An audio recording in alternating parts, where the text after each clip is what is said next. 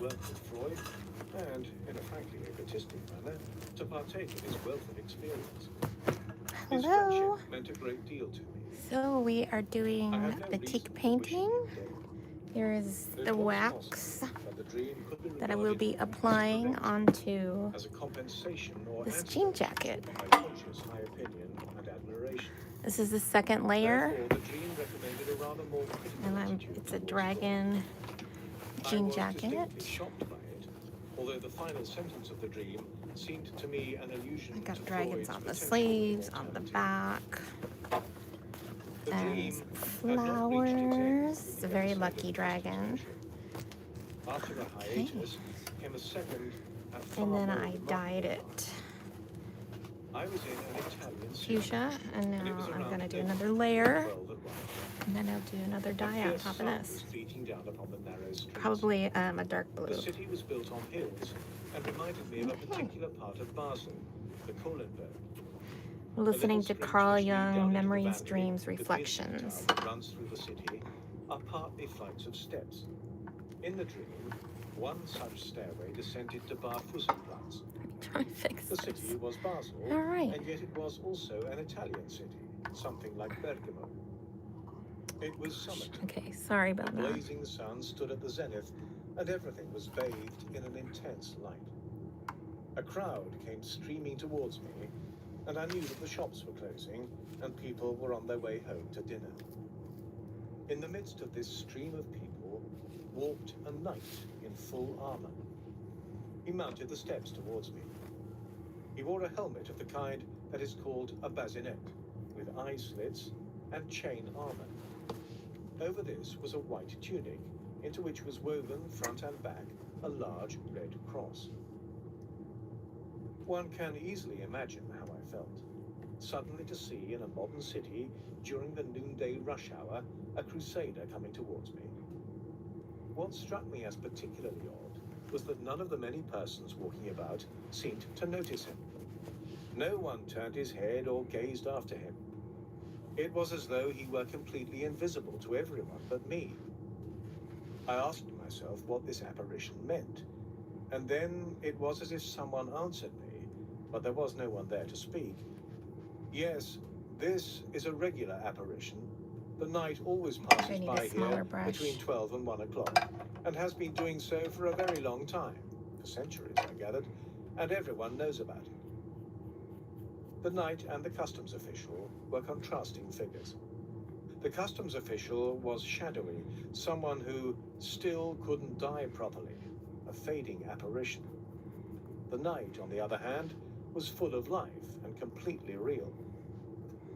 The second part of the dream was numinous in the extreme, whereas the scene on the border had been prosaic and in itself not impressive. I have been struck only by my reflections upon it. In the period following these dreams, I did a great deal of thinking about the mysterious figure of the night. But it was only much later, after I had been meditating on the dream for a long time, that I was able to get some idea of its meaning. Even in the dream, I knew that the night belonged to the 12th century. That was the period when alchemy was beginning, and also the quest for the Holy Grail. The stories of the Grail had been of the greatest importance to me ever since I read them at the age of 15 for the first time. I had an inkling that a great secret still lay hidden behind those stories. Therefore, it seemed quite natural to me that the dream should conjure up the world of the Knights of the Grail and their quest, for that was, in the deepest sense, my own world, which had scarcely anything to do with Freud's. My whole being was seeking for something still unknown, which might confer meaning upon the banality of life. To me, it was a profound disappointment that all the efforts of the probing mind had apparently succeeded in finding nothing more in the depths of the psyche than the all-too-familiar and all-too-human limitations. I had grown up in the country, among peasants, and what I was unable to learn in the stables, I found out from the Rabelaisian wit and the untrammeled fantasies of our peasant folklore. Incest and perversions were no remarkable novelties to me, and did not call for any special explanation. Along with criminality, they formed part of the black lees that spoiled the taste of life by showing me only too plainly the ugliness and meaninglessness of human existence. That cabbages thrive in dung was something I had always taken for granted. In all honesty, I could discover no helpful insight in such knowledge. It's just that all of those people are city folks who know nothing about nature and the human stable, I thought, sick and tired of these ugly matters. People who know nothing about nature are, of course, neurotic, for they are not adapted to reality. They are too naive, like children, and it is necessary to tell them the facts of life, so to speak, to make it plain to them that they are human beings like all others. Not that such enlightenment will cure I'm gonna neurotics. change my They can only regain their paintbrush. health when they climb up out of the mud of the commonplace. But they are The only best too brush for fond of Batik is lingering in around, what they have earlier repressed. and I only have flats here. How are they ever to emerge if analysis does not make them aware of something different Here we and go. better, when even theory holds them fast Around in it is like and offers them nothing more than the rational or reasonable a round injunction brush to on top. abandon such And a childishness? flat. That is precisely what they cannot do. And how This is should a they be able flat. to if they do not discover something to stand on? A round One brush form of holds more life wax, cannot so simply be abandoned it's much unless it is better. exchanged for another. As for a totally rational approach to life, that is, as experience shows, Turn the heat impossible, up. especially when a person is by nature as unreasonable as a neurotic. I now realized why Freud's personal psychology was of such burning interest to me. I was eager to know the truth about his reasonable solution, and I was prepared to sacrifice a good deal in order to obtain the answer. Now I felt that I was on the track of it. Freud himself had a neurosis, no doubt Wow, people are actually diagnosable, watching. and one with Crazy. highly troublesome symptoms, as I had discovered on our voyage to America. Of course, Well, welcome he had taught me that to my everybody messy was somewhat little neurotic, Batik and art that we studio must practice and tolerance. oil painting But I studio. was not at all inclined to content As we wait myself for with this that. to heat up a little more, Rather, I can I show wanted to you know how one could my escape having a oil neurosis. painting area. Apparently, neither Freud nor his disciples could understand what it meant for the theory and practice of This psychoanalysis, is a painting I'm if working not on right even the now. master could deal with his own neurosis. And I'll probably Then Freud announced his work on the intention oil of painting identifying live theory and coming up method here this week. and making them into some kind of So dogma. join me for that. I could no longer Okay, collaborate. so let's get back to There remained this. no choice for me but to withdraw. As you can see, this is a When I lot. was working on my to book do. about libido, Batik and approaching the end of is the chapter, The Sacrifice, hand painting I knew in Batik advance is a big that deal. its publication would cost But this me is my a one of a friendship with kind Freud. piece. For I planned to It's set my down own in it my design. own conception of incest, the decisive And transformation nobody of the concept of else libido, will have a piece and like various this, other so ideas in which I it's differed unique, from one of a Freud. kind. To me, incest signified a personal complication only in the rarest cases. Usually, incest has a highly religious aspect, for which reason the incest theme plays a decisive part in almost all cosmogonies and in numerous myths. But Freud clung to the literal interpretation of it and could not grasp the spiritual significance of incest as a symbol. I knew that he would never be able to accept any of my ideas on this subject. I spoke with my wife about this and told her of my fears. She attempted to reassure me, for she thought that Freud would magnanimously raise no objections, although he might not accept my views. I myself was convinced that he could not do so. For 2 months, I was unable to touch my pen, so tormented was I by the conflict. Should I keep my thoughts to myself, or should I risk the loss of so important a friendship? At last, I resolved to go ahead with the writing. So we're listening to Memories, Dreams, Reflections After the break with Freud, by all my Carl friends and Jung. acquaintances dropped away. My book was declared to be rubbish. I was a mystic, and that settled the matter. Brooklyn and Maida alone stuck by me. But I had foreseen my isolation and harbored no Already illusion burned my about the finger. reactions of my so-called friends. That was Well, a point I try to I wear had thoroughly gloves considered because beforehand. it's hot wax. I had known that everything was at stake and that I had to take a stand for my convictions. I realized that the chapter, The Sacrifice, meant my own sacrifice. There we go. Having reached this insight, I was able to write again, even though I knew that my ideas would go uncomprehended. In retrospect, I can say that I alone logically pursued the two problems which most interested Freud: the problem of archaic vestiges and that of sexuality. It is a widespread error to imagine that I do not see the value of sexuality. On the contrary, it plays a large part in my psychology as an essential, though not the sole, expression of psychic wholeness. But my main concern has been to investigate, over and above its personal significance and biological function, its spiritual aspect and its numinous meaning, and thus to explain what Freud was so fascinated by. So this but is a was jean unable to jacket. grasp. I think it's a 2XL or a My thoughts 3XL. on this subject are 100% contained in the cotton. psychology of the transference and the Mysteria And it's Conjunctionis. nice and big. Sexuality is of the greatest importance as the expression of the chthonic spirit. That spirit is the other face of God, the dark side of the God image. The question of the chthonic spirit has occupied me ever since I began to delve into the world of alchemy. Basically, this interest was awakened by that early conversation with Freud, when, mystified, I felt how deeply stirred he was by the phenomenon of sexuality. Freud's greatest achievement probably consisted in taking neurotic patients seriously and entering into their peculiar individual psychology. He had the courage to let the case material speak for itself, and in this way was able to penetrate into the real psychology of his patients. He saw with the patient's eyes, so to speak, and so reached a deeper understanding of mental illness than had hitherto been possible. In this respect, he was free of bias, courageous, and succeeded in overcoming a host of prejudices. Like an Old Testament prophet, he undertook to overthrow false gods, to rip the veils away from a mass of dishonesties and hypocrisies, mercilessly exposing the rottenness of the contemporary psyche. He did not falter in the face of the unpopularity such an enterprise entailed. The impetus which he gave to our civilization sprang from his discovery of an avenue to the unconscious. By evaluating dreams as the most important source of information concerning the unconscious processes, he gave back to mankind a tool that had seemed irretrievably lost.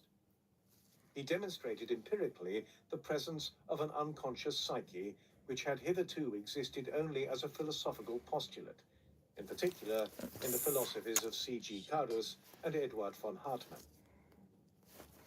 It may well be said that the contemporary cultural consciousness has not yet absorbed into its general philosophy the idea of the unconscious and all that it means, despite the fact that modern man has been confronted with this idea for more than half a century. The assimilation of the fundamental insight that psychic life has two poles still remains a task for the future. Chapter 6.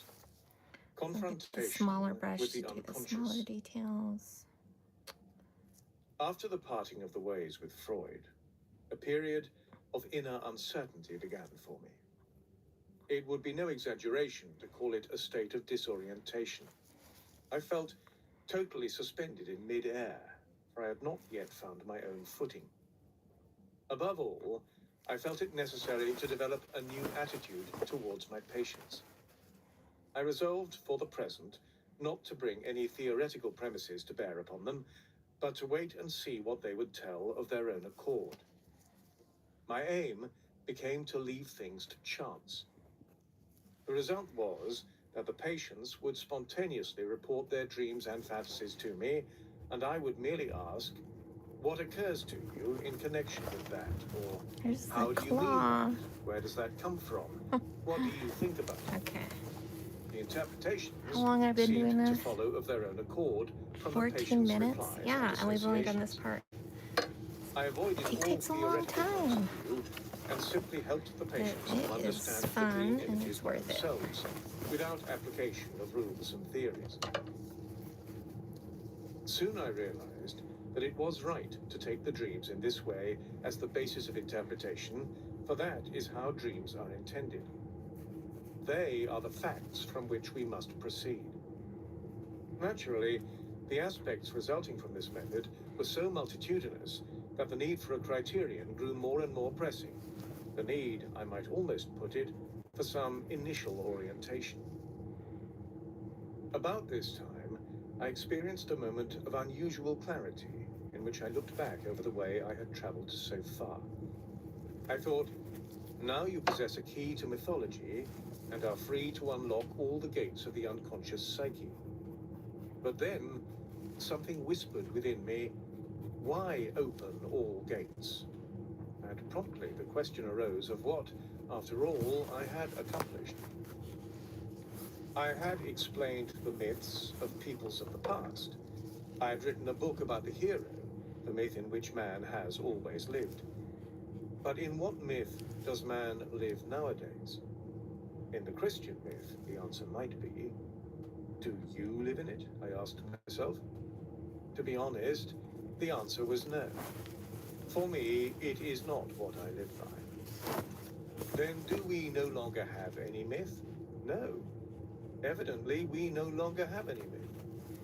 But then what is your myth, the myth in which you do live?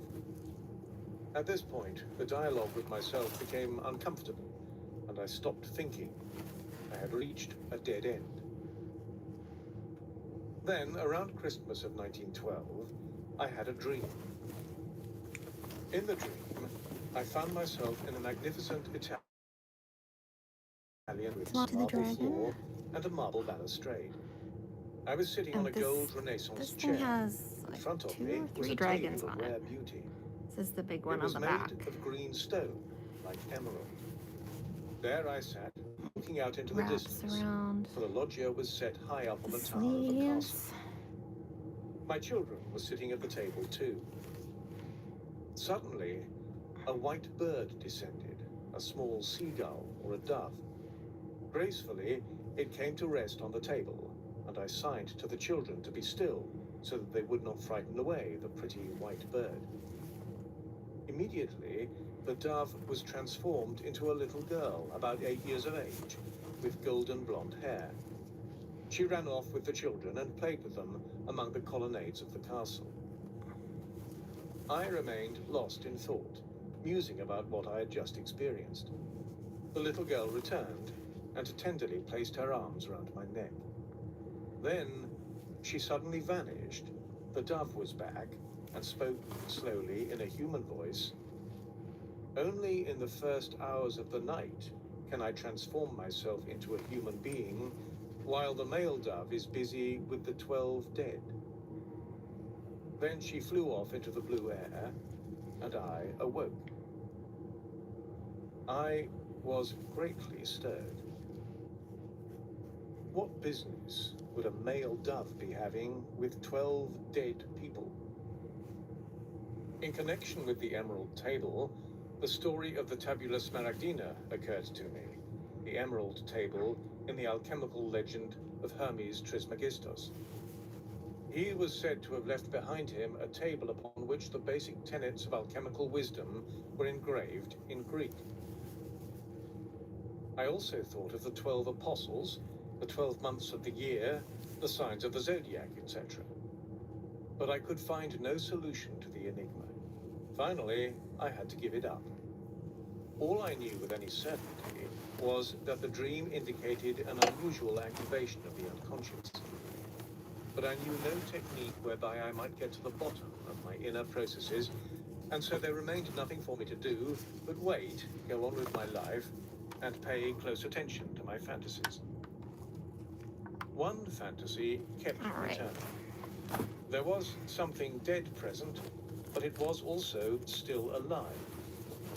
For example, corpses were placed in crematory ovens, but were then discovered to be still living. These fantasies came to a head and were simultaneously resolved in a dream. I was in a region like the Aliscon near Arles. There they have a lane of sarcophagi which go back to Merovingian times. In the dream, I was coming from the city and saw before me a similar lane with a long row of tombs. They were pedestals with stone slabs on which the dead lay. They reminded me of old church burial vaults where knights in armor lie outstretched. Thus the dead lay in my dream, in their antique clothes, with hands clasped, the difference being that they were not hewn out of stone, but in a curious fashion mummified. I stood still in front of the first grave and looked at the dead man, who was a person of the 1830s. I looked at his clothes with interest, whereupon he suddenly moved and came to life. He unclasped his hands, but that was only because I was looking at him. I had an extremely unpleasant feeling, but walked on and came to another body. He belonged to the 18th century. There, exactly the same thing happened. When I looked at him, he came to life and moved his hands. So I went down the whole row until I came to the 12th century, that is, to a crusader in chainmail who lay there with clasped hands. His figure seemed carved out of wood. For a long time I looked at him and thought he was really dead, but suddenly I saw that a finger of his left hand was beginning to stir gently. Of course, I had originally held to Freud's view that vestiges of old experiences exist in the unconscious. Moving. But dreams like this, and my actual experiences of the unconscious, taught me that such contents are not dead, outmoded forms, but belong to our living being. My work had confirmed this assumption, and in the course of years, there developed from it the theory of archetypes. The dreams, however, could not help me over my feeling of disorientation. All right, let's On the finish this contrary, dragon. I lived as if under constant inner pressure. At times, this became so strong that I suspected there was some psychic disturbance in myself. Therefore, I twice went over all the details of my entire life, with particular attention to childhood memories, for I thought there might be something in my past which I could not see, and which might possibly be the cause of the disturbance. But this retrospection led to nothing but a fresh acknowledgement of my own ignorance. Thereupon I said to myself, since I know nothing at all, I shall simply do whatever occurs to me. Thus, I consciously submitted myself to the impulses of the unconscious. The first thing that came to the surface was a childhood memory from perhaps my 10th or 11th year. At that time, I had had a spell of playing passionately with building blocks. I distinctly recalled how I had built little houses and castles using bottles to form the sides of gates and vaults. Somewhat later, I had used ordinary stones with mud for mortar. These structures had fascinated me for a long time. To my astonishment, this memory was accompanied by a good deal of emotion. Aha, I said to myself, there is still life in these things. The small boy is still around and possesses a creative life which I lack. But how can I make my way to it? For as a grown man, it seemed impossible to me that I should be able to bridge the distance from the present back to my 11th year. Yet, if I wanted to re-establish contact with that period, I had no choice but to return to it and take up once more that child's life with the childish games. This moment was a turning point in my fate, but I gave in only after endless resistances and with a sense of recognition. For it was a painfully humiliating experience to realize that there was nothing to be done except play childish games. Nevertheless, I began accumulating suitable stones, gathering them partly from the lake shore and partly from the water. And I started building. Cottages, a castle, a whole village. The church was still missing, so I made a square building with a hexagonal drum on top of it and a dome. A church also requires an altar, but I hesitated to build that. Preoccupied with the question of how I could approach this task, I was walking along the lake as usual one day, picking stones out of the gravel on the shore. Suddenly I caught sight of a red stone, a four-sided pyramid about 1.5 inches high. It was a fragment of stone which had been polished into this shape by the action of the water, a pure product of chance. I knew at once this was the altar. I placed it in the middle under the dome, and as I did so, I recalled the underground phallus of my childhood dream. This connection gave me a feeling of satisfaction. I went on with my building game after the noon meal every day, whenever the weather permitted. As soon as I was through eating, I began playing, and continued to do so until the patients arrived.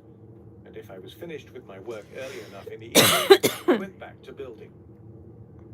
In the course of this activity, my thoughts clarified, and I was able to grasp the fantasies whose presence in myself I dimly felt.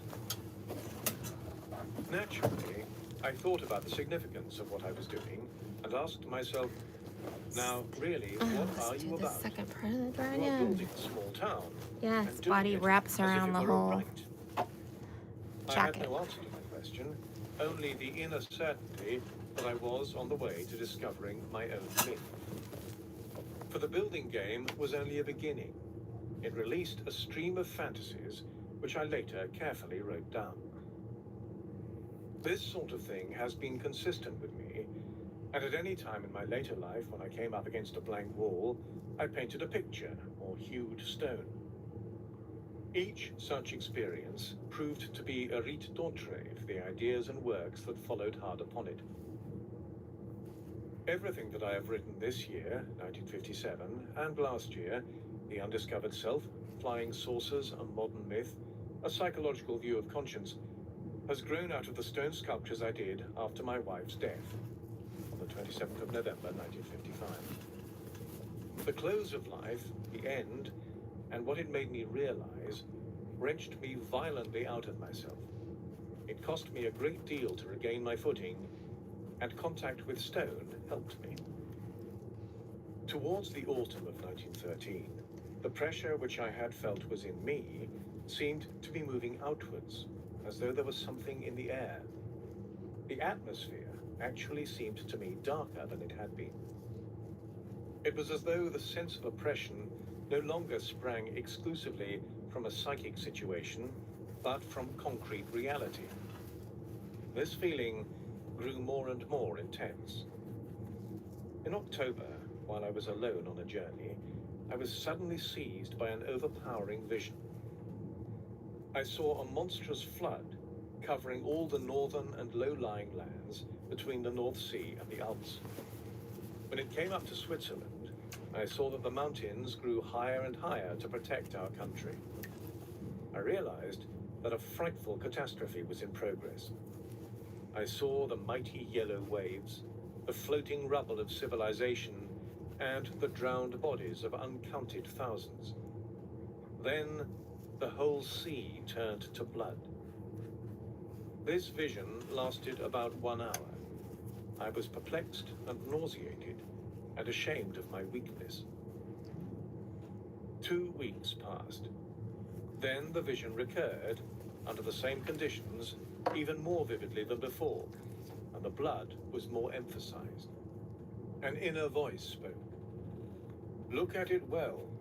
It is wholly real, and it will be so. You cannot doubt it. That winter, someone asked me what I thought were the political prospects of the world in the near future. I replied that I had no thoughts on the matter, but that I saw rivers of blood. I asked myself whether these visions pointed to a revolution, but could not really imagine anything of the sort. And so I drew the conclusion that they had to do with me, myself, and decided that I was menaced by a psychosis. The idea of war did not occur to me at all. Soon afterwards, in the spring and early summer of 1914, I had a thrice-repeated dream that in the middle of summer, an Arctic cold wave descended and froze the land to ice. I saw, for example, the whole of Lorraine and its canals frozen, and the entire region totally deserted by human beings. All living green things were killed by frost. This dream came in April and May, and for the last time in June 1914.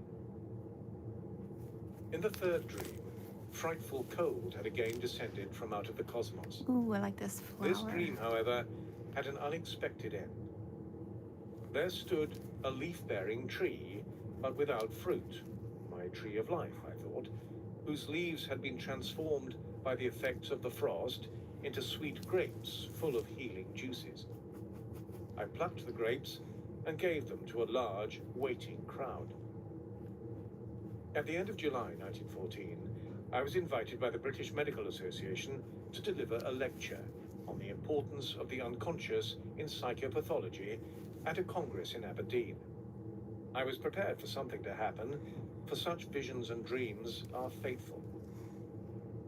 In my state of mind just then, with the fears that were pursuing me, it seemed fateful to me that I should have to talk on the importance of the unconscious at such a time. On the 1st of August, the World War broke out. Now my task was clear. I had to try to understand what had happened and to what extent my own experience coincided with that of mankind in general. Therefore, my first obligation was to probe the depths of my own psyche. I have to decipher on the second layer by what writing down this the is. fantasies which had come to me during my building game. This work took precedence over everything else.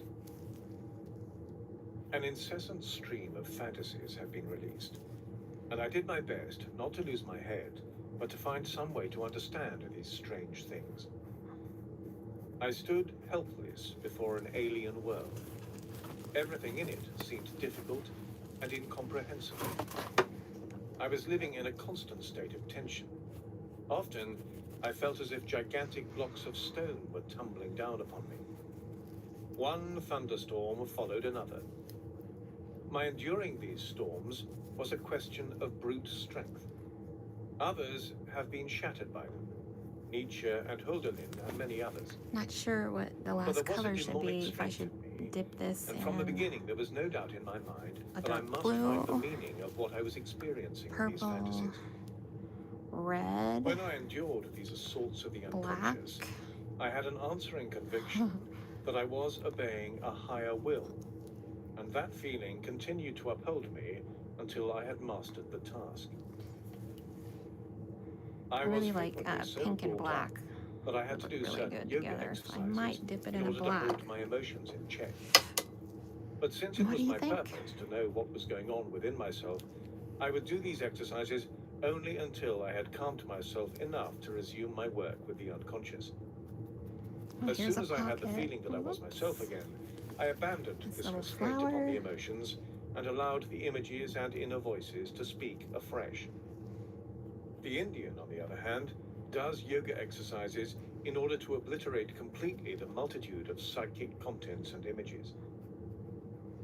To the extent that I managed to translate the emotions into images, that is to say, to find the images which were concealed in the emotions, I was inwardly calmed and reassured. Had I left those images hidden in the emotions, I might have been torn to pieces by them. There is a chance that I might have succeeded in splitting them off. But in that case, I would inexorably have fallen into a neurosis and so been ultimately destroyed by them anyhow. As a result of my experiment, I learned how helpful it can be, from a therapeutic point of view, to find the particular images which lie behind emotions. I wrote down the fantasies as well as I could, and made an earnest effort to analyze the psychic conditions under which they had arisen. But I was able to do this only in clumsy language. First, I formulated the things as I had observed them, usually in high-flown language, for that corresponds to the style of the archetypes. Archetypes speak the language of high rhetoric, even of bombast. It is a style I find embarrassing. It grates on my nerves, as when someone draws his nails down a plaster wall or scrapes his knife against a plate. But since I did not know what was going on, I had no choice but to write everything down in the style selected by the unconscious itself. Sometimes it was as if I were hearing it with my ears, sometimes feeling it with my mouth, as if my tongue were formulating words. Now and then, I heard myself whispering aloud. Below the threshold of consciousness, everything was seething with life. From the beginning, I had conceived my voluntary confrontation with the unconscious as a scientific experiment which I myself was conducting and in whose outcome I was vitally interested. Today, I might equally well say that it was an experiment which was being conducted on me.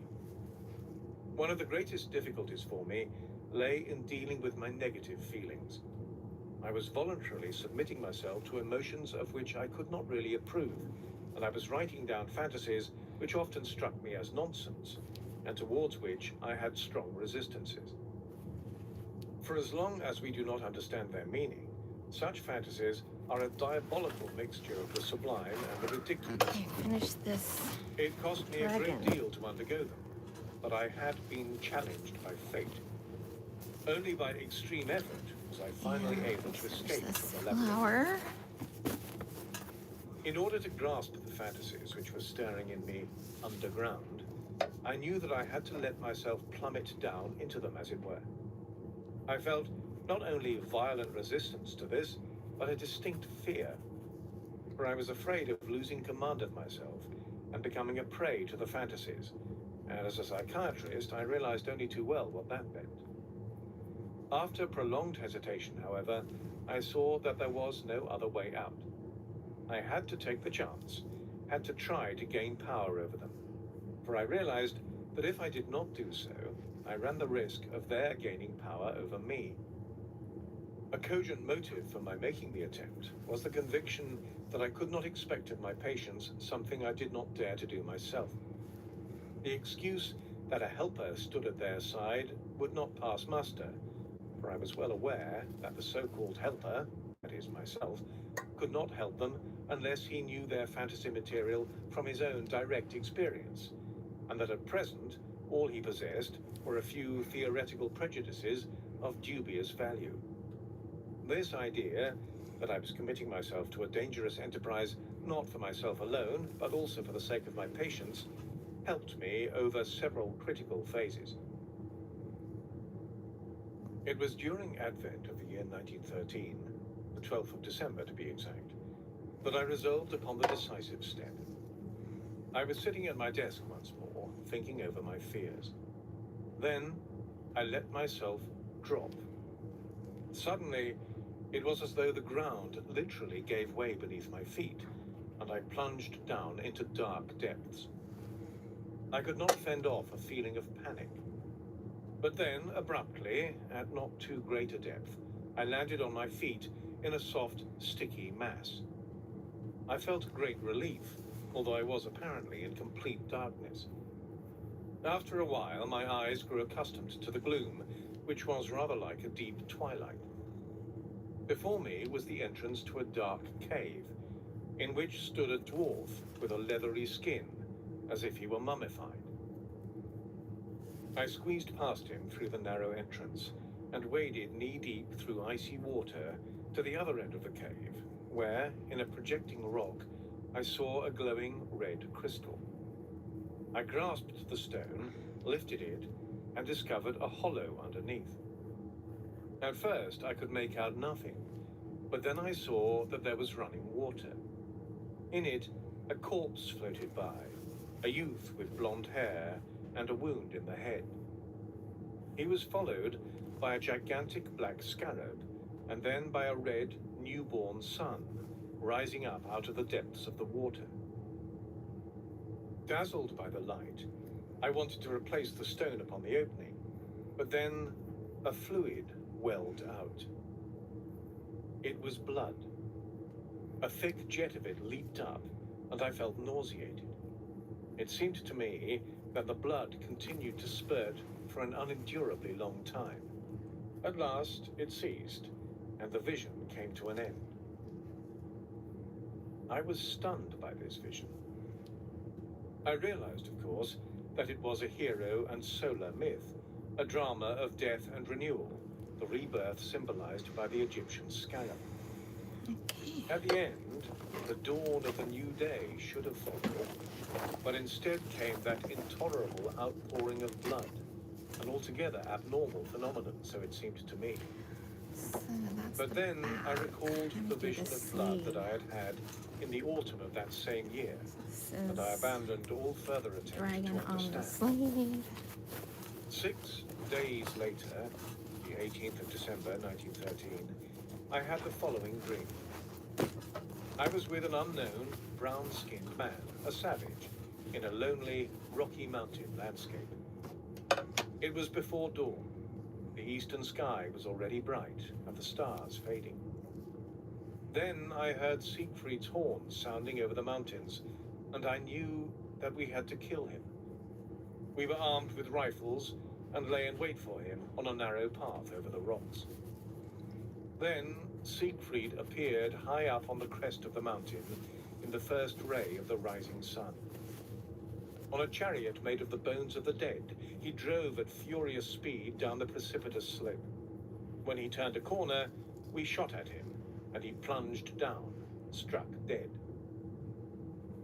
Filled with disgust and remorse for having destroyed something so great and beautiful, I turned to flee, impelled by the fear that the murder might be discovered.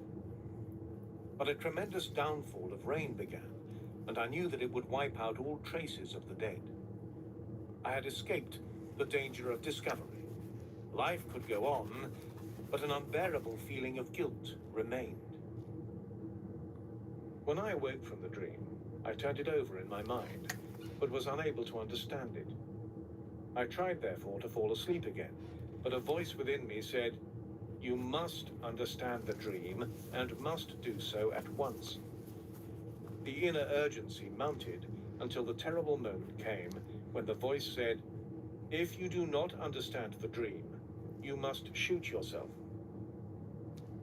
In the drawer of my night table lay a loaded revolver, and I became frightened. Then I began pondering once again, and suddenly the meaning of the dream dawned on me. Why, that is the problem that is being played out in the world. Siegfried, I thought, represents what the Germans want to achieve, heroically to impose their will, have their own way. Where there is a will, there is a way. I had wanted to do the same, but now that was no longer possible. The dream showed that the attitude embodied by Siegfried, the hero, no longer suited me. Therefore, it had to be killed. After the deed, I felt an overpowering compassion, as though I myself had been shot, a sign of my secret identity with Siegfried, as well as of the grief a man feels when he is forced to sacrifice his ideal and his conscious attitudes. This identity and my heroic idealism had to be abandoned, for there are higher things than the ego's will, and to these one must bow. These thoughts sufficed for the present, and I fell asleep again. The small, brown-skinned savage who accompanied me and had actually taken the initiative in the killing was an embodiment of the primitive shadow. The rain showed that the tension between consciousness and the unconscious was being resolved. Although at the time I was not able to understand the meaning of the dream beyond these few hints, new forces were released in me which helped me to carry the experiment with the unconscious to a conclusion. In order to seize hold of the fantasies, I frequently imagined a steep descent. I even made several attempts to get to the very bottom. The first time, I reached, as it were, a depth of about 1,000 feet. The next time, I found myself at the edge of a cosmic abyss. It was like a voyage to the moon, or a descent into empty space. First came the image of a crater, and I had the feeling that I was in the land of the dead. The atmosphere was that of the other world. Near the steep slope of a rock, I caught sight of two figures, an old man with a white beard and a beautiful young girl. I summoned up my courage and approached them as though they were real people, and listened attentively to what they told me. The old man explained that he was Elijah, and that gave me a shock. But the girl staggered me even more, for she called herself Salome. She was blind. What a strange couple, Salome and Elijah. But Elijah assured me that he and Salome had belonged together from all eternity, which completely astounded me. They had a black serpent living with them, which displayed an unmistakable fondness for me. I stuck close to Elijah because he seemed to be the most reasonable of the three and to have a clear intelligence. Of Salome, I was distinctly suspicious. Elijah and I had a long conversation which, however, I did not understand. Naturally, I tried to find a plausible explanation for the appearance of biblical figures in my fantasy by reminding myself that my father had been a clergyman. But that really explained nothing at all. For what did the old man signify? What did Salome signify? Why were they together? Only many years later, when I knew a great deal more than I knew then, did the connection between the old man and the young girl appear perfectly natural to me. In such dream wanderings, one frequently encounters an old man who is accompanied by a young girl, and examples of such couples are to be found in many mythic tales. Thus, according to Gnostic tradition, Simon Magus went about with a young girl whom he had picked up in a brothel. Her name was Helen, and she was regarded as the reincarnation of the Trojan Helen. Klingsor and Kundry, Lao Tzu, and the dancing girl likewise belong to this category. I have mentioned that there was a third figure in my fantasy besides Elijah and Salome, the large black snake. In myths, the snake is a frequent counterpart of the hero. There are numerous accounts of their affinity. For example, the hero has eyes like a snake, or after his death, he is changed into a snake and revered as such, or the snake is his mother, etc. In my fantasy, therefore, the presence of the snake was an indication of a hero myth. Salome is an anima figure. She is blind because she does not see the meaning of things. Elijah is the figure of the wise old prophet and represents the factor of intelligence and knowledge. Salome, the erotic element. One might say that the two figures are personifications of Logos and Eros, but such a definition would be excessively intellectual. It is more meaningful to let the figures be what they were for me at the time, namely events and experiences. Soon after this fantasy, another figure rose out of the unconscious. He developed out of the Elijah figure. I called him Philemon. Right. Philemon was a pagan and brought with him an Egypto-Hellenic atmosphere with a Gnostic coloration. His figure first appeared to me in the Almost done following with the dream. sleeve. There was a blue sky, like the sea, covered not by clouds, but by flat, brown clods of earth. It looked as if the clods were breaking apart, and the blue water of the sea were becoming visible between them. But the water was the blue sky. Suddenly, there appeared from the right a winged being sailing across the sky. I saw that it was an old man with the horns of a bull. He held a bunch of 4 keys, one of which he clutched as if he were about to open a lock. He had the wings of a kingfisher with its characteristic colors. Since I did not understand this dream image, I painted it in order to impress it upon my memory. During the days when I was occupied with the painting, I found in my garden by the lake shore a dead kingfisher. I was thunderstruck. The kingfishers are quite rare in the vicinity of Zurich, and I have never since found a dead one. The body was recently dead, at the most 2 or 3 days, and showed no external injuries. Philemon and other figures of my fantasies brought home to me the crucial insight that there are things in the psyche which I do not produce, but which produce themselves and have their own life. Oh, there's more Philemon stars. represented Oh a my force gosh. which was Okay. not myself. In my fantasies, I held conversations with him, and he said things which I had not consciously thought. For I observed clearly that it was he who spoke, not I. He said I treated Important thoughts the as if I wax generated them penetrates myself.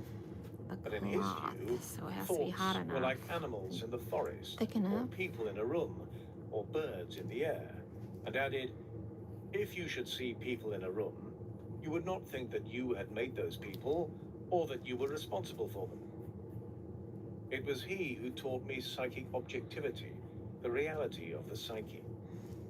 Through him, the distinction was clarified between myself and the object of my thought. He confronted me in an objective manner, and I understood that there is something in me which can say things that I do not know and do not intend, things which may even be directed against me. Psychologically, Philemon represented superior insight. He was a mysterious figure to me. At times, he seemed to me quite real, as if he were a living personality. I went walking up and down the garden with him, and to me, he was what the Indians call a guru. Whenever the outlines of a new personification appeared, I felt it almost as a personal defeat. It meant, here is something else you didn't know until now. Fear crept over me that the succession of such figures might be endless, that I might lose myself in bottomless abysses of ignorance. My ego felt devalued, although the successes I had been having in worldly affairs might have reassured me. Okay, so In my darkness, Oh my God, there's even more stars. cleanse the horrible darkness of our mind. This The is Aurora a very Consurgens, elaborate jean jacket chemical treatise ascribed to Thomas Aquinas, or says, denim. I could have wished for nothing better than a real, live guru, someone possessing superior knowledge and ability who would have disentangled for me the involuntary creations of my imagination. This task was undertaken by the figure of Philemon, whom in this respect I had willy-nilly to recognize as my psychagogue. And the fact was that he conveyed to me many an illuminating idea. More than 15 years later, a highly cultivated elderly Indian visited me, a friend of Gandhi's, and we talked about Indian education, in particular about the relationship between guru and chela. I hesitantly asked him whether he could tell me anything about the person and character of his own guru, whereupon he replied, in a matter-of-fact tone, oh yes, he was Shankaracharya. You don't mean the commentator on the Vedas, who died centuries ago? I asked. Yes, I mean him, he said, to my amazement. Then you are referring to a spirit? I asked. Of course it was his spirit, he agreed. At that moment, I thought of Philemon. There are ghostly gurus too, he added. Most people have living gurus, but there are always some who have a spirit for teacher. This information was both illuminating and reassuring to me. Evidently, then, I had not plummeted right out of the human world, but had only experienced the sort of thing that could happen to others who made similar efforts. Later, Philemon became relativized by the emergence of yet another figure, whom I called Ka. In ancient Egypt, the king's Ka was his earthly form, the embodied soul. In my fantasy, the Ka soul came from below, out of the earth, as if out of a deep shaft. Really cute dragon on I it. did a painting of him, showing him in his earthbound It's all form, twisty. as a herm with base of stone You can't see and it. upper part of bronze. It's going to be really High clear up in the once it painting gets appears a waxed off. kingfisher's wing, and between it and the head of Now I'm Ka gonna move over floats a to round, this glowing sleeve. nebula of stars. And I have this pretty Ka's flower. expression has something demonic about it. One might also say I'm gonna use this Mephistophelian. bigger brush here. In one hand, he holds something like a colored pagoda, or a reliquary, and in the other, a stylus with which he is working on the reliquary. He is saying, I am he who buries the gods in gold and gems. Philemon had a lame foot, but was a winged spirit, whereas Ka represented a kind of earth demon, or metal demon. Philemon was the spiritual aspect, or meaning. Ka, on the other hand, was a spirit of nature, like the anthroparion of Greek alchemy, with which at the time I was still unfamiliar. Footnote: the anthroparion is a tiny man, a kind of homunculus. He is found, for example, in the visions of Zosimos of Panopolis, an important alchemist of the 3rd century. To the group which includes the anthroparion belong the gnomes, the dactyls of classical antiquity, and the homunculi of the alchemists. As the spirit of Quicksilver, the alchemical Mercurius was also an anthroparion. Ka was he who made everything real, but who also obscured the halcyon spirit, meaning, or replaced it by beauty, the eternal reflection. In time, I was able to integrate both figures through the study of alchemy. When I was writing down these fantasies, I once asked myself, what am I really doing? Certainly this has nothing to do with science. But then, what is it? Whereupon a voice within me said, it is art. I was astonished. It had never entered my head that what I was writing had any connection with art. Then I thought, perhaps my unconscious is forming a personality that is not me, but which is insisting on coming through to expression. I knew for a certainty that the voice had come from a woman. I recognized it as the voice of a patient, a talented psychopath who had a strong transference to me. She had become a living figure within my mind. Obviously, what I was doing wasn't science. What then could it be but art?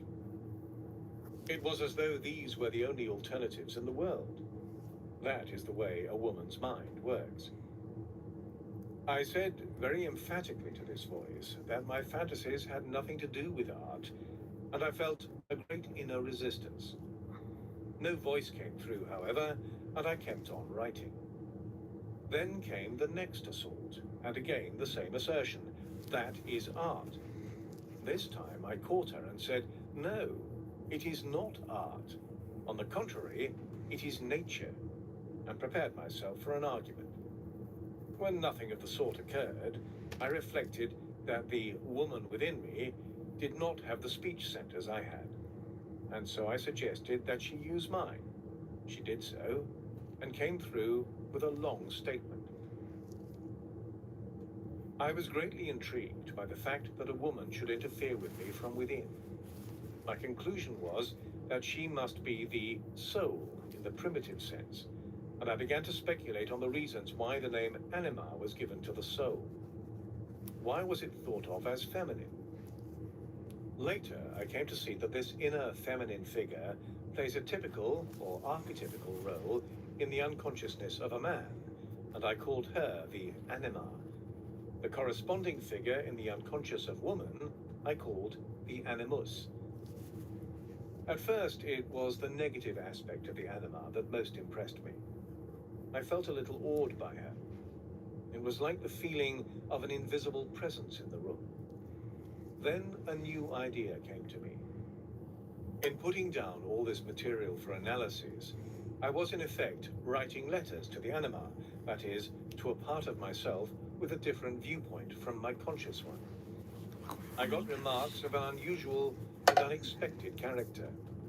I was like a patient in analysis with a ghost and a woman. Every evening, I wrote very conscientiously, for I thought if I did not write, there would be no way for the anima to get at my fantasies. Also, by writing them out, I gave her no chance to twist them into intrigues. There is a tremendous difference between intending to tell something and actually telling it. In order to be as honest as possible with myself, I wrote everything down very carefully, following the old Greek maxim, give away all that thou hast, then shalt thou receive. Often, as I was writing, I would have peculiar reactions that threw me off. Slowly, I learned to distinguish between myself and the interruption. When something emotionally vulgar or banal came up, I would say to myself, it is perfectly true that I have thought and felt this way at some time or other, but I don't have to think and feel that way now. I need not accept this banality of mine in perpetuity. That is an unnecessary humiliation. The essential thing is to differentiate oneself from these unconscious contents by personifying them, and at the same time to bring them into relationship with consciousness. That is the technique for stripping them of their power. It is not too difficult to personify them, as they always possess a certain degree of autonomy, a separate identity of their own. Oh my god, I hope there's Their nothing in the autonomy front. is a most uncomfortable thing to reconcile oneself to, and yet the very fact that because the it's wrapping unconscious presents around, itself in that way and then I left the gives us front the best kind of means of blank. handling. And What the then anima said got a seemed to dragon be here, full of a deep cunning. flower here. If I had taken these fantasies of the unconscious as art, they would have carried no more Here is conviction dragon. than visual perceptions, as if I were watching a movie. Yeah, I would this have one's felt no done. moral Guess obligation what? towards them. I The have anima another one I'm gonna might do. then have easily seduced me into believing that I was a misunderstood artist, and that my so-called artistic nature gave me the right to neglect reality. If another I had dragon. followed her voice, she would in all This is probability have said to me one smaller. day, "Do you imagine the nonsense big you're dragon engaged head. in is really art? Not a bit." We're just gonna fill this Thus, in. the insinuations of the anima, the mouthpiece of the unconscious, can utterly destroy a man. In the final So this analysis, is the second the layer. decisive factor is always consciousness, The first which layer can is understand the white. manifestations of the Then I dyed it unconscious with and black, take up a and it position came out towards them. gray because But the anima has a I found out positive too late aspect that as well. this denim It is jacket she who is not communicates the 100% images cotton. of the unconscious to the conscious mind, and that is what I chiefly valued her for. It's gonna be For a decades, little. I always turned It's to more the of a anima faded color. when I felt that then. my emotional behavior was Still disturbed, pretty though. and that something had been And then constellated in the I'll do unconscious. another layer, and then I I'll would then dye ask the this anima, in "Now what are you up to? What do you see?" probably fuchsia I should or like to know. blue.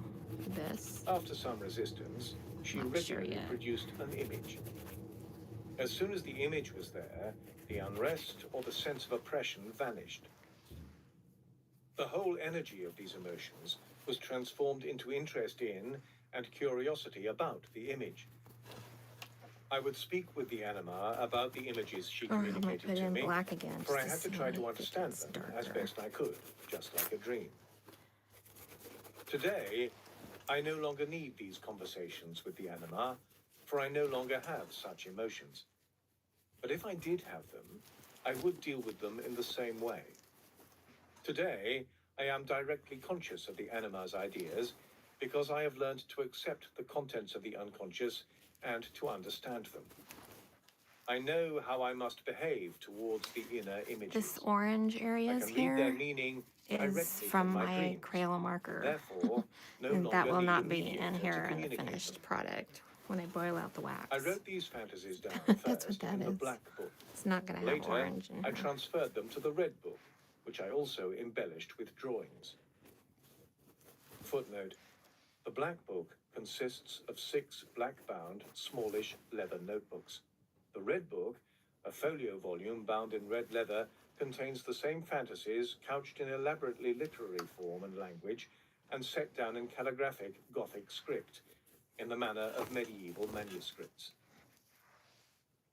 It contains most of my mandala drawings. In the red book, I tried an aesthetic elaboration of my fantasies, but never finished it. I became aware that I had not yet found the right language, but I still had to translate it into something else. Therefore, I gave up this aestheticizing tendency in good time in favor of a rigorous process of understanding. I saw that so much fantasy needed firm ground underfoot, and that I must first return wholly to reality. For me, reality meant scientific comprehension. I had to draw concrete conclusions from the insights the unconscious had given me, and that task was to become a life work.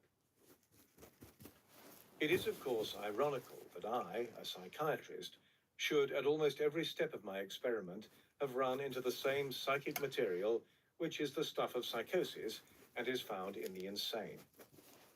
This is the fund of unconscious images which fatally confuse the mental patient. But it is also the matrix of a mythopoeic imagination which has vanished from our rational age. Though such imagination is present everywhere, it is both tabooed and dreaded, so that it even appears to be a risky experiment or a questionable adventure to entrust oneself to the uncertain path that leads into the depths of unconscious. It is considered the path of error, of equivocation and misunderstanding. I am reminded of Goethe's words, "Now let me dare to open wide the gate, past which men's steps have never flinching trod." The second part of Faust, too, was more than a literary exercise. It is a link in the Aurea Catena, which has existed from the beginnings of philosophical alchemy and Gnosticism down to Nietzsche's Zarathustra. Footnote: the golden or Homeric chain in alchemy is the series of great wise men, beginning with Hermes Trismegistos, which links earth with heaven. Unpopular, ambiguous, and dangerous, it is a voyage of discovery to the other pole of the world. Particularly at this time, when I was working on the fantasies, I needed a point of support in this world, and I may say my family and my professional work were that to me. It was most essential for me to have a normal life in the real world as a counterpoise to that strange inner world. My family and my profession remained the base to which I could always return, assuring me that I was an actually existing, ordinary person. The unconscious contents could have driven me out of my wits, but my family and the knowledge, I have a medical diploma from a Swiss university, I must help my parents, I have a wife and 5 children, I live at 228 Seestrasse in Kusnacht. These were actualities which made demands upon me and proved to me again and again that I really existed, that I was not a blank page whirling about in the winds of the spirit like Nietzsche. Nietzsche had lost the ground under his feet because he possessed nothing more than the inner world of his thoughts, which incidentally possessed him more than he it. He was uprooted and hovered above the earth, and therefore he succumbed to exaggeration and irreality. For me, such irreality was the quintessence of horror, for I aimed, after all, at this world and this life. No matter how deeply absorbed or how blown about I was, I always knew that everything I was experiencing was ultimately directed at this real life of mine. I meant to meet its obligations and fulfill its meanings. My watchword was hic Rhodus, hic salta. Thus, my family and my profession always remained a joyful reality and a guarantee that I also had a normal existence. Very gradually, the outlines of an inner change began making their appearance within me. In 1916, I felt an urge to give shape to something. I was compelled from within, as it were, to formulate and express what might have been said by Philemon. This was how the Septem Sermones ad Mortuos, with its peculiar language, came into being. It began with a restlessness, but I did not know what it meant or what they wanted of me. There was an ominous atmosphere all around me. I had the strange feeling that the air was filled with ghostly entities. Then it was as if my house began to be haunted. My eldest daughter saw a white figure passing through the room. My second daughter, independently of her elder sister, related that twice in the night her blanket had been snatched away, and that same night my 9-year-old son had an anxiety dream. In the morning, he asked his mother for crayons, and he, who ordinarily never drew, now made a picture of his dream. He called it the picture of the fisherman. Through the middle of the picture ran a river, and a fisherman with a rod was standing on the shore. He had caught a fish. On the fisherman's head was a chimney from which flames were leaping and smoke rising. From the other side of the river, the devil came flying through the air. He was cursing because his fish had been stolen. But above the fisherman hovered an angel who said, "You cannot do anything to him. He only catches the bad fish." My son drew this picture on a Saturday. Around 5 o'clock in the afternoon on Sunday, the front doorbell began ringing frantically. It was a bright summer day. The two maids were in the kitchen, from which the open square outside the front door could be seen. Everyone immediately looked to see who was there, but there was no one in sight. I was sitting near the doorbell, and not only heard it, but saw it moving. We all simply stared at one another. The atmosphere was thick, believe me. Then I knew that something had to happen. The whole house was filled as if there were a crowd present, crammed full of spirits. They were packed deep right up to the door, and the air was so thick it was scarcely possible to breathe. As for myself, I was all aquiver with the question, "For God's sake, what in the world is this?" Then they cried out in chorus, "We have come back from Jerusalem, where we found not what we sought." That is the beginning of the Septem Sermones. Then it began to flow out of me, and in the course of 3 evenings the thing was written. As soon as I took up the pen, the whole ghostly assemblage evaporated. The room quieted, and the atmosphere cleared. The haunting was over. The experience has to be taken for what it was, or as it seems to have been. No doubt it was connected with the state of emotion I was in at the time, and which was favorable to parapsychological phenomena. It was an unconscious constellation whose peculiar atmosphere I recognized as the numen of an archetype. It walks abroad, it's in the air. The intellect, of course, would like to arrogate to itself some scientific, physical knowledge of the affair, or preferably to write the whole thing off as a violation of the rules. But what a dreary world it would be if the rules were not violated sometimes. Shortly before this experience, I had written down a fantasy of my soul having flown away from me. This was a significant event. The soul, the anima, establishes the relationship to the unconscious. In a certain sense, this is also a relationship to the collectivity of the dead. The unconscious corresponds to the mythic land of the dead, the land of the ancestors. If, therefore, one has a fantasy of the soul vanishing, this means that it has withdrawn into the unconscious or into the land of the dead. That's the dragon on the There back. it produces a mysterious animation Denim and gives jacket. visible forms to the ancestral traces, the collective contents. Like a medium, There's a it sleeve gives the dead a decoration. chance to manifest themselves. Flower. Therefore, soon after the disappearance of my soul, the dead appeared to me, and the result was the Septem Sermones. This is an example of what is called loss of soul, a phenomenon encountered quite frequently among primitives. From that time on, the dead have become ever more distinct for me as the voices of the unanswered, unresolved, and unredeemed. For since the questions and demands which my destiny required me to answer did not come to me from outside, they must have come from the inner world. These conversations with the dead formed a kind of prelude to what I had to communicate to the world about the unconscious, a kind of pattern of order and interpretation of its general contents. When I look back upon it all today and consider what happened to me during the period of my work on the fantasies, it seems as though a message had come to me with overwhelming force. There were things in the images which concerned not only myself, but many others also.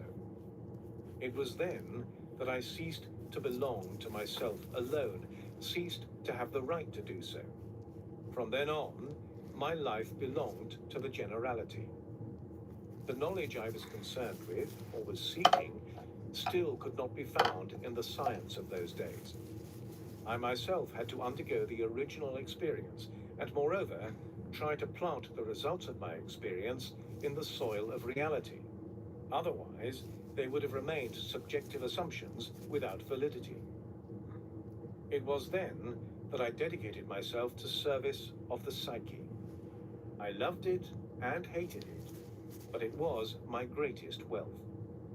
My delivering myself over to it, as it were, was the only way by which I could endure my existence and live it as fully as possible.